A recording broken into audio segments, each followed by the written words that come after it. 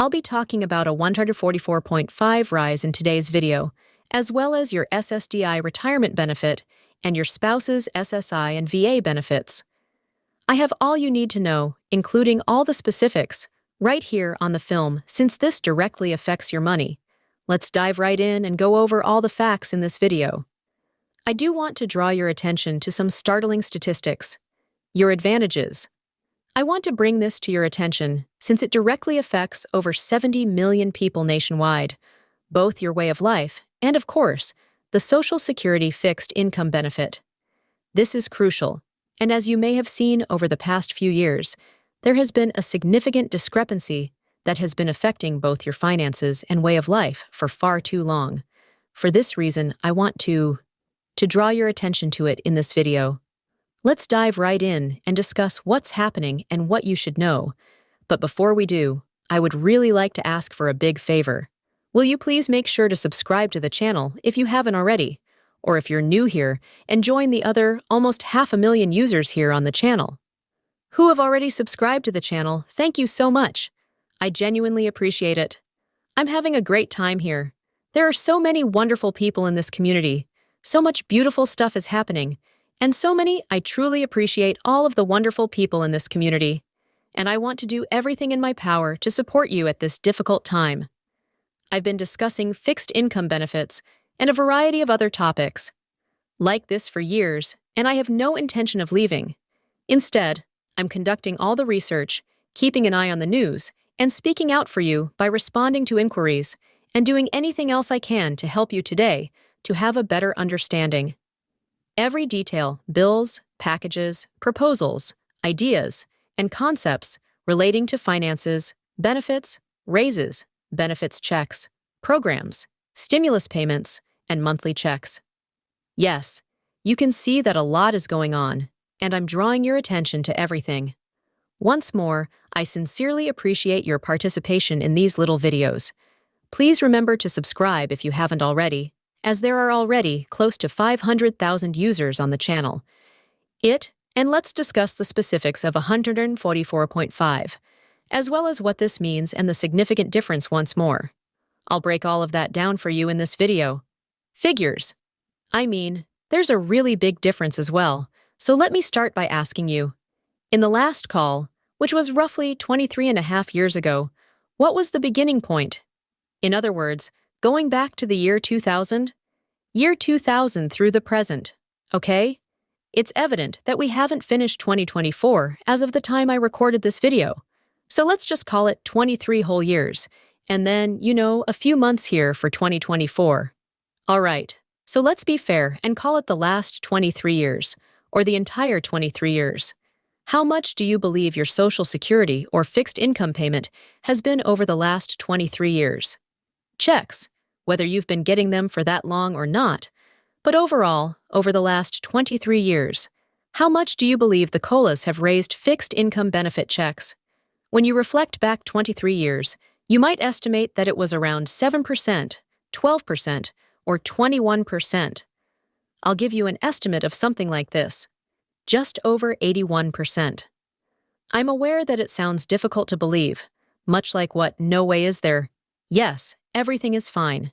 The amount that benefits have increased over the last 23 years due to inflation, COLAs, and other such factors is just over 81%. Comes down to, so you think, wow, that's not bad. That's like awesome, when you look at it that way. That's like an 81+% benefit increase, which is kind of good, right? Just think about how you would feel if your investment had grown by 81% over the course of 23 years.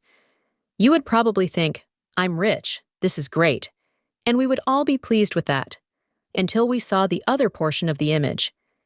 Every image has two sides, a top and a bottom, an in and an out, and a black and a black, and the white, and I'm not sure what the light and the dark are. Everything has an opposite on the other side, so here is the other half of the image, which shows how much I'm going to repeat. I have another question for you regarding that same time period. It's going to be a little different, but allow me to give you the specifics, starting in the year 2000 and ending in the present. Time now, mid-2024. Consider it acceptable. In your opinion, how much have prices for products and services increased in the same period of time? Okay, goods and services. How much you believe that prices have increased because of price adjustments, inflation, or whatever term we want to use? Well, you probably already know because I mentioned the percentage, 144.5%, at the start of the film. That's the number, all right. That's crazy in the last 23 and a half years, prices have increased by 144.5%, merely to round numbers off. However, I mistakenly believed that colas had disappeared during that time, rising 81 points, or 81%, over the previous, say, the same period of time, and I had assumed that colas would have to raise their prices to reflect inflation and the cost of living. Yes, you are entirely accurate. The whole point of colas is to keep up with inflation.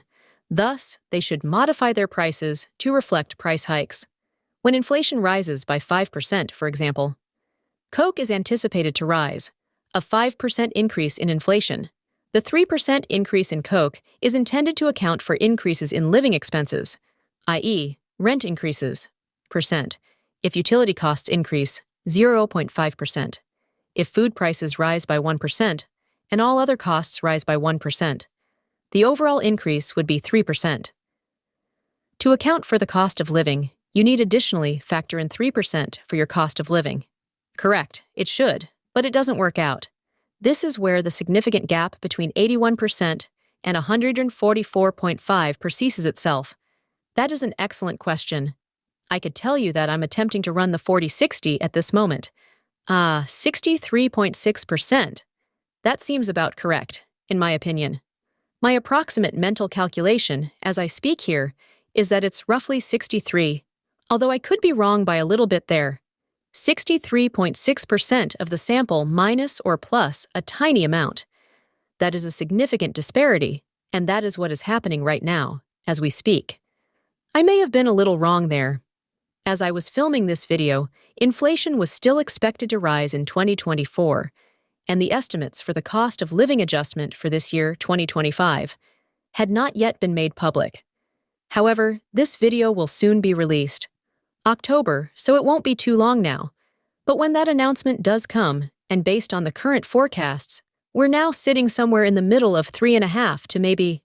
We're kind of sitting in that area, which won't get us anywhere close to the 144.5% increase in prices that have increased during the period between 4 and A2. The same length of time, but if we take a 4% rise, let's use SK as an example.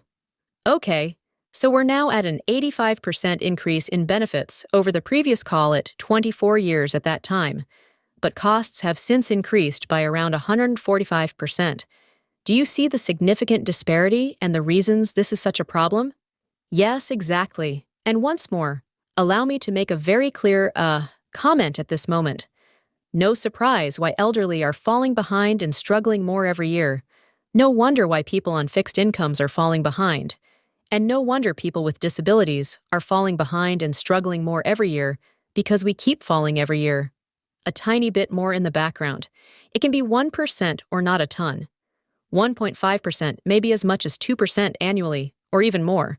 3% annually, but more than lengthy periods of time, such as the 23 to 24 years shown in this example, which is equivalent to 63 or, no, wait, what did I say? 63.6% over the 23 years. So essentially, what is the average annual growth rate? I believe it to be true, roughly 2%.